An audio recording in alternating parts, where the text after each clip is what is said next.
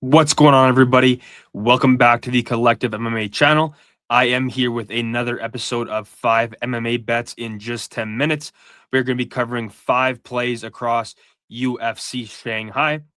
Note that it starts at 1 a.m. Central Time, 3 a.m. Eastern Time on Saturday morning. So make sure to lock these plays in before they start. Without any further ado, let's jump right on into it. With the first bet we're going to talk about, we got Xiaonan on the money line. She's going to be the better striker in this one. And although like Gomes is decent, I think that Yan's just going to be like more technical, and I think she can honestly end up styling on Gomes here.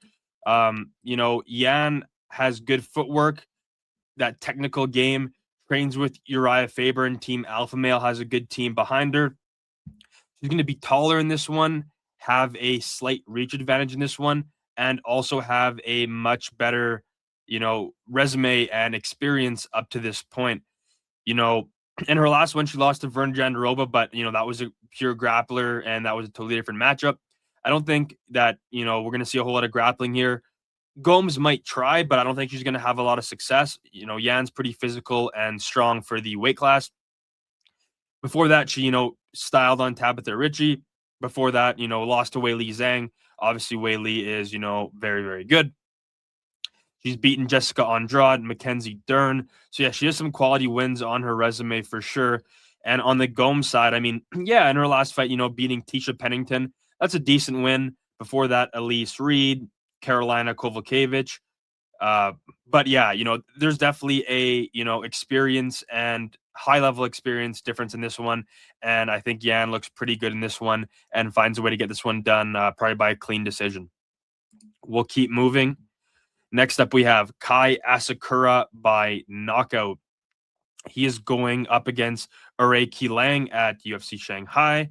And yeah, Asakura in his first fight in the UFC, when he was at flyweight, he fought Pantoja. Obviously, didn't go his way. And as we all know, Pantoja is, one of the best fighters in the UFC.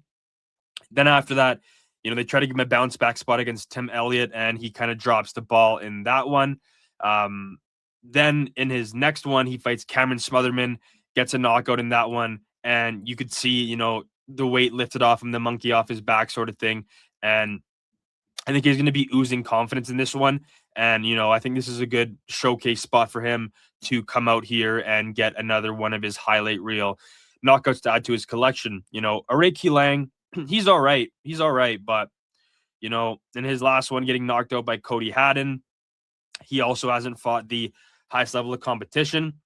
And yeah, Asakura is just a special talent. I think there's just levels to striking, and he's just going to be the much, more dynamic, more explosive guy. And I think at minus 150, that's a solid look. If you want to get a little bit of a better price, you could look at Asakura around 1 KO or around 2 KO. You could also look at, playing the KO and the under 2.5 at about minus 135. All that sounds good to me.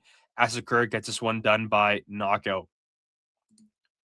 Next up, we have Ray Tsuruya going up against Kevin Borjas to win inside the distance.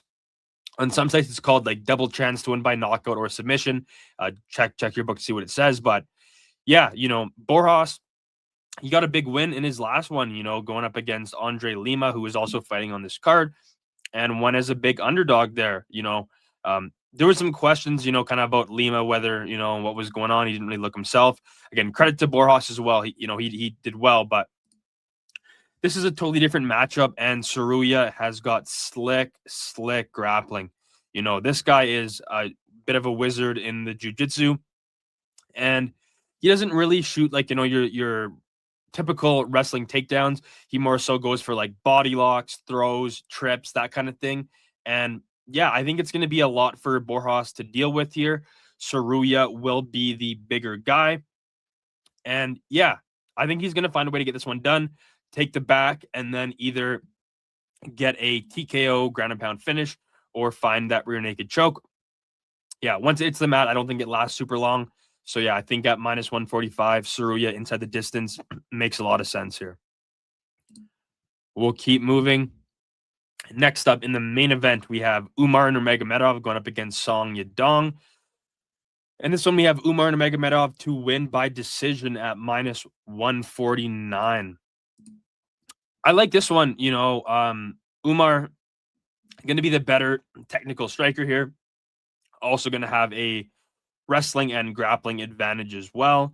Note that Song Yadong's takedown defense is honestly underrated, and I don't think it's going to be necessarily easy. I think he's going to have to set them up, and I think though Song does struggle at the distance striking range, and he kind of wants to get inside and rip those punches.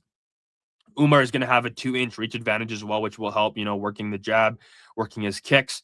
Umar has a very, very good question mark kick, and has a variety of other kicks he uses as well. I think, when Song does look to close the distance, I think there's going to be opportunities there for Umar to get the takedowns, level change and get the takedowns. And I mean, in Umar's last 5 fights, he's 4-1. All those 4 wins have come by decision. That seems to be how he typically wins. Doesn't, overly take too many chances. He, is just focused on getting the win, which I can appreciate from a betting standpoint. Not always the most entertaining fights, but yeah, he'll be the better fighter in this one. He'll find a way to have success at striking range, take him down. And you know what?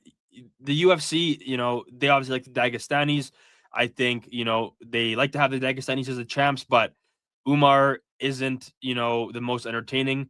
And, I think he's going to have, with this one, he might want a title shot. He might have to win one more, but either way, I think this is a tall ask for Song Yadong here. And I think Umar is going to get this one done by decision. Next up, we have fight to go the distance between Sean Woodson and Jack Jenkins. This is an interesting one, and I think it honestly could end up playing out close, like a 29-28 decision sort of thing. On the Woodson side, he hasn't fought in about a year and a half, in his last fight getting knocked out by Dan Ige. And in that fight, when they look at the scorecards, they were saying that Dan Ige was actually up on the scorecards, which I didn't agree with. I thought Woodson was, if anything, Woodson was up 2-0, or maybe it was tied 1-1. But and then before that, he knocked out Fernando Padilla. Before that, he won 3 decisions in a row against Alex Caceres, Charles Jourdain, and Dennis Bazookia. On the Jenkins side, in his last fight, he beat Ramon Tavares by decision. For that, lost to Gabriel Santos by rear naked choke. For that, beat Herbert Burns by TKO. Before that, he broke his arm against Chepe Mariscal. So it was a TKO from injury. And before that, he beat Jamal Emmers by split decision. So, with Woodson's style, he likes to keep the range and, work the jab, throw a bunch of feints. He isn't a guy that, is out there, hunting to finish by any means.